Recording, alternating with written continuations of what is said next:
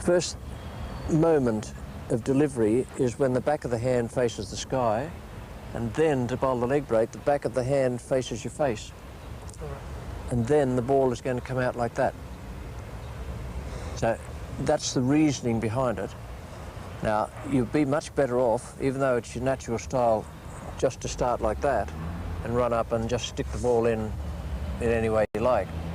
But you'll find after you've practiced hard every day, 8 hours a day for 4 years, bowling your leg break, that is a better way. To start with your proper grip, whichever grip you're going to use to let the ball go, try and make sure that the seam is actually pointing the way you want to spin.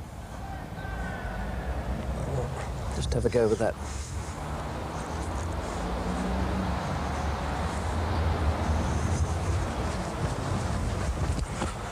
Right, now there's instantly, all the way down there, you could see that the seam was in fact pointing towards slip. Yeah. That's the first time that's happened, because you were scrambling the seam. It was just going like that all the way down before. That is a very good start, I can tell you. First ball you've done it. And it's so important that you understand why it happens. I know it sounds simple, and the general tendency is to say, oh, yeah, what the hell does all that mean? But if you understand what is happening with your hand and how the ball comes out and why it's doing that, then you've taken a giant step forward.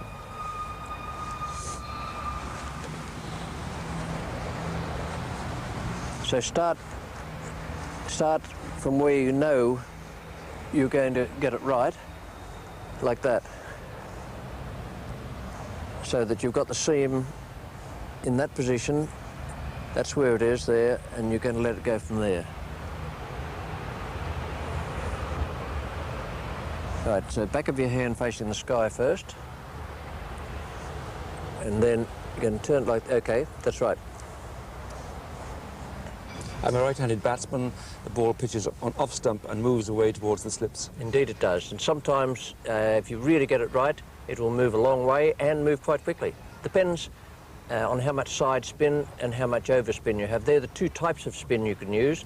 The side spin is just as I've shown there, and the overspin will allow you to get quite a bit more bounce if you're bowling on pitches, say in Australia, where the pitches are hard. The bowler will get more bounce and therefore it'll be more difficult. Pivot, rhythm, bowling action. Pivot, absolutely essential. Don't ever allow a coach not to stress the importance of pivot. It does get away from some players and some coaches. Pivot evolves from the delivery action itself. Might just start at the top of the delivery action, which I contend should be side on. I know there are some bowlers who make a success of it by being front on, but pivot comes into it there. If you bowl with your eyes looking over your front shoulder at the batsman down there, then you've got a real good start, because you are now, in your delivery action, going to pivot, and that is going to allow you to spin the ball quite sharply. If, on the other hand, you bowl looking on the other side of your arm and not over your front shoulder, you've got nowhere to go. You can't pivot, and you're just going to push the ball at the batsman like that. You can't spin it.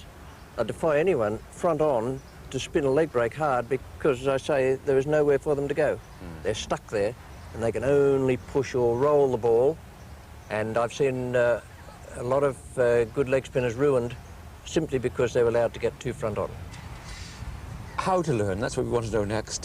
So we've seen how to hold it, how the action should be. How does a coach approach a young leg spinner? What does a young leg spinner do to practice? Well, first of all, I don't think it's going to work for a coach ever to say, I think you should become a leg spinner. He needs to see the lad bowling, and the lad needs to be keen on leg spinning. Otherwise he'd be a medium pacer or an off spinner or a quick bowler. But it's necessary to see, first of all, that there is something there. Then you can bring into play the things we've already talked about and the other things we're going to talk about shortly. Keenness and a willingness to work, that's very, very important. You've got two young leg spinners around the world scene today. Shane Warne, for example, who has been an enormous success in the last 3 seasons. And Australians have a little bit of a tradition there. O'Reilly and Grimmett were the best combination Australia ever had. I played for 12 years from 1953 Well, 52 I made my debut, and 53 came over here. And then Shane Warne, as I say, in the last 3 years has been absolutely terrific. And he has come up through the ranks. He was at the academy. He wanted to be a leg spinner, but above all, he wants to work hard. And I said when he started out that it would take him 4 years to develop the hard, fiercely spun leg break, which is so important. Because I tell you, it's a war out there. If you get out there and some batsman's getting stuck into you, it's no good just running up and rolling your arm over, because that guy at the other end is trying to ruin your career, and you've got to find some way to combat it. He's got nothing against you personally, but he just wants to belt hell out of you. And quite often he'll do it. And you have to be prepared to work hard, and the first thing you've got to do is get that fiercely spun leg break so you can land it exactly where you want to get you out of trouble at any time. So how do you practice that? We read of handkerchiefs being put down on practice pitches. How did you learn, and how would you recommend a young boy learns? I was a great advocate of the putting a white mark down. It can be a handkerchief or anything like that. You need to go up there and choose the spot where you would like the ball to be pitching, and then mark it, and that covers a batsman going down the track to drive as well as just playing defensively.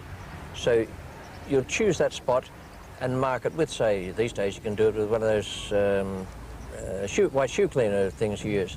You can put the mark there, and then you'll just work hard at landing your leg break on that spot. And the way I did it was to go to the New South Wales Cricket Association practices on Tuesday, Wednesday and Thursday, and later on Tuesday and Thursday when I was out of the Colt side, and bowl in one net all afternoon. I'd get there first of all with Billy Watson. No one else would have arrived at 2:45, and I would start bowling to Billy Watson, who played for Australia, was a very fine batsman, and I would stay in that net.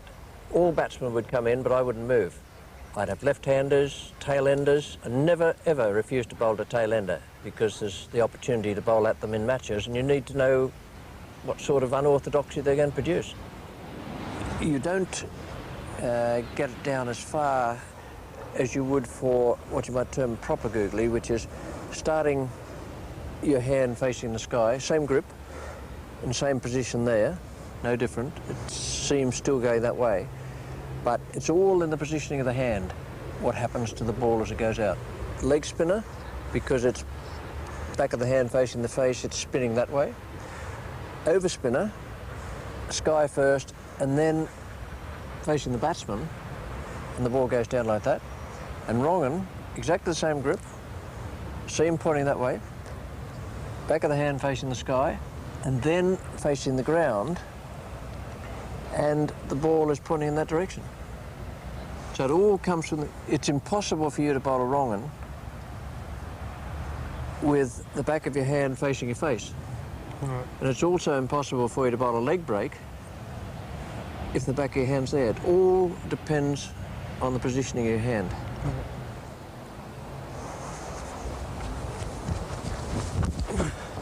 Yeah, that's good. That's as far as you need to spin it. You only need subtle variation. You don't want outlandish variation, because a good batsman's going to pick it anyway. The problem is he's still got to play it. So, small amount of spin like that, landing on the spot, and bowled at that pace, because you're fairly quick through the air, that I would say is decidedly useful. Always looked at the spot where I want the ball to land. And if you're ever in any doubt about that, just think about it for a moment. If someone put a post in the ground over there, and on it they put a can or something like that, and they gave you a cricket ball, and they said, we'll give you £10,000 if you can hit that can, where would you look? You're only going to look at the can. It's simple, it's logical, and it's the same if you're running up to bowl to try and stop the batsman scoring, and you want to land the ball in a certain spot, you must look at the spot. From the moment you turn to run in to bowl, you must be looking at the spot. No point in looking at the batsman's feet or his pads. Sometimes I've known young fellas to be mesmerised and to look at the batsman's face. But why would you look anywhere but the spot where you want the ball to land? Right, take us on now to the other variations. Well, the leg break